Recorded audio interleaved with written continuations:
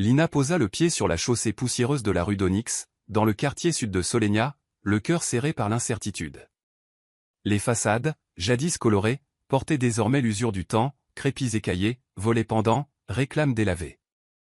Chaque pas soulevait un nuage de poussière ocre qui venait se déposer sur ses chaussures fatiguées.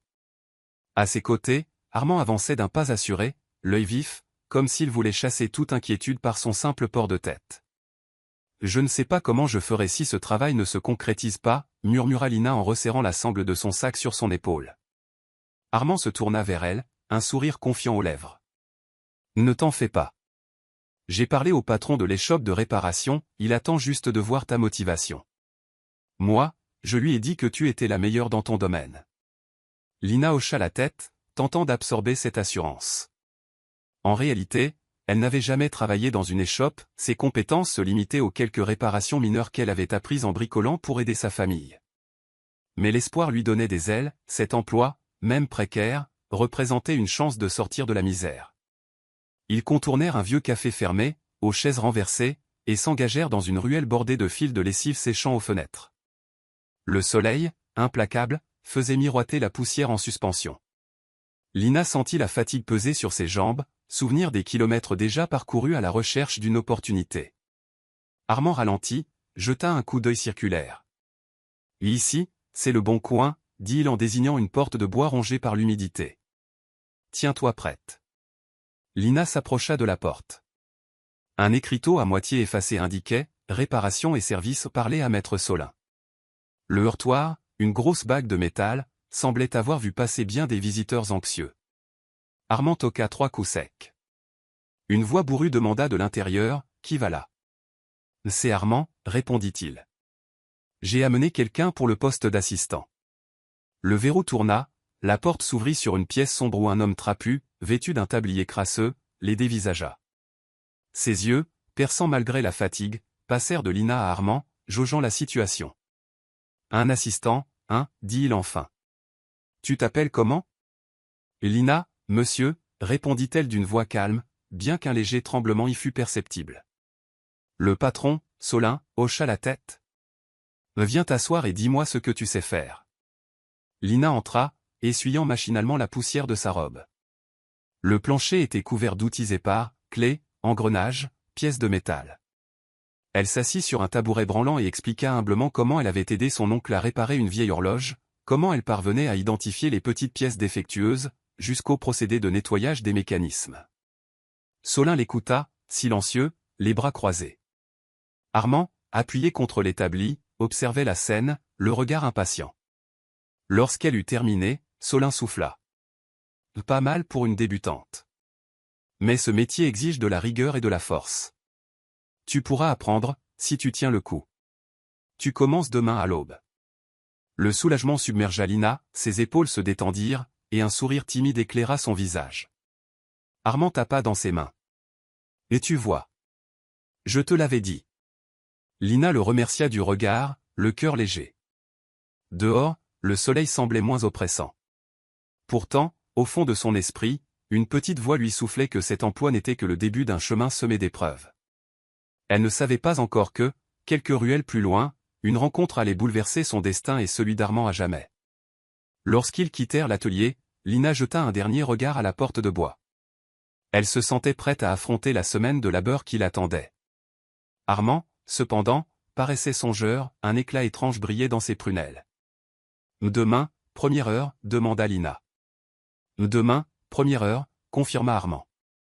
Et tandis qu'il s'éloignait, la ruelle retrouva son silence, comme si elle retenait son souffle avant d'assister à l'inattendu.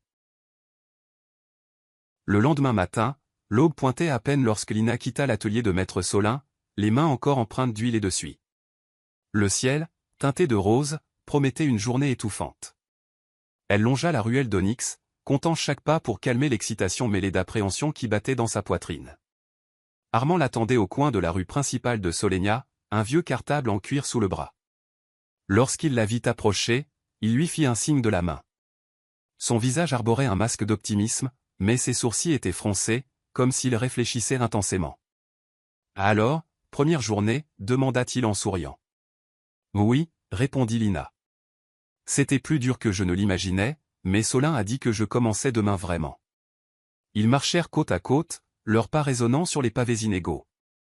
Soudain, dans une ruelle adjacente, une silhouette frêle attira l'attention de Lina, une vieille dame, courbée sous le poids d'un seau d'eau, avançait lentement, chaque pas semblant exiger un effort surhumain.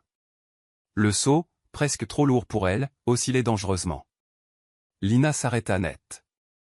Un élan de compassion la poussa vers la dame, tandis qu'Armand, pressé, fronçait les sourcils. « Lina, on n'a pas le temps », chuchota Théil. « Le patron ne tolérera pas le retard. » Mais Lina ne l'écoutait déjà plus. Elle s'approcha de la vieille femme et, d'un geste doux, prit le seau. « Laissez-moi vous aider, madame, dit-elle. » La vieille dame leva un regard reconnaissant, ses yeux, malgré la fatigue, brillaient d'une lueur vive. Elle hocha la tête et posa une main ridée sur le bras de Lina. « Merci, ma fille. Mon corps n'est plus que peine et douleur. » Armand, tiraillé, jeta un regard à sa montre. Puis, inspirant profondément, il s'avança pour prêter main forte. « Très bien, souffla Théil. Nous t'aiderons tous les deux. » Ensemble, ils portèrent le seau jusqu'au seuil d'une petite maison cachée derrière un rideau de vigne. Les murs craquelés et le toit de tuiles dépareillées montraient les ans passés, mais un parterre de fleurs sauvages à l'ombre d'un arbre témoignait d'un soin discret. « C'est ici que j'habite, » dit la vieille dame en désignant la bâtisse. « Posez l'eau près du puits, je vous prie. » Lina déposa délicatement le seau, essuyant la condensation sur le métal. La vieille dame les invita à entrer sous un porche étroit. Un parfum de lavande flottait dans l'air. « Pour vous remercier, ma fille, je voudrais t'offrir quelque chose de précieux, » déclara la dame en se levant avec difficulté. Elle disparut un instant à l'intérieur et revint avec un petit pot de terre cuite, enveloppé dans un tissu rouge. Ses mains tremblaient légèrement en le tendant à Lina. « Garde ceci pendant 7 jours sans l'ouvrir. Après, il révélera son secret. » Lina, surprise, prit le pot avec respect. Armand la regarda, perplexe. « Qu'est-ce que c'est » demanda-t-il. « Un cadeau » répondit la vieille dame. « Votre bonté mérite récompense. » Avant qu'il ne puisse en dire plus, elle posa une main sur le bras de Lina. « Allez doucement. Le temps presse, mais le cœur doit rester libre. » Lina inclina la tête, touchée. Armand, malgré lui, sentit un frisson parcourir son échine. Pourquoi cette femme agissait-elle ainsi? Qui avait-il dans ce pot pour qu'elle en tienne tant à ce que personne ne l'ouvre avant 7 jours? Sans un mot de plus, ils reprirent le chemin du marché. Lina tenait précieusement le pot contre sa poitrine, comme un trésor fragile. Armand, à ses côtés, lançait des coups d'œil à l'objet mystérieux, l'esprit déjà en proie à des pensées contradictoires. Tandis qu'il s'éloignait, la vieille dame se tenait à la porte, les regardant partir. Son regard semblait sonder leur avenir. Le vent fit bruisser les feuilles de la vigne, comme pour sceller une promesse. Et dans le pot, dissimulé sous le tissu rouge, un secret attendait patiemment son heure. Dans ce chapitre, une simple rencontre bouleverse la routine de Lina et Armand. Le geste de bonté envers une vieille dame ouvre une porte vers l'inconnu, matérialisé par un mystérieux pot de terre cuite. Derrière ce présent énigmatique, se profile peut-être un tournant décisif de leur destinée. Ce cadeau scellé, offert avec des mots lourds de sens, installe une tension douce, une attente, et surtout une question: que renferme ce secret?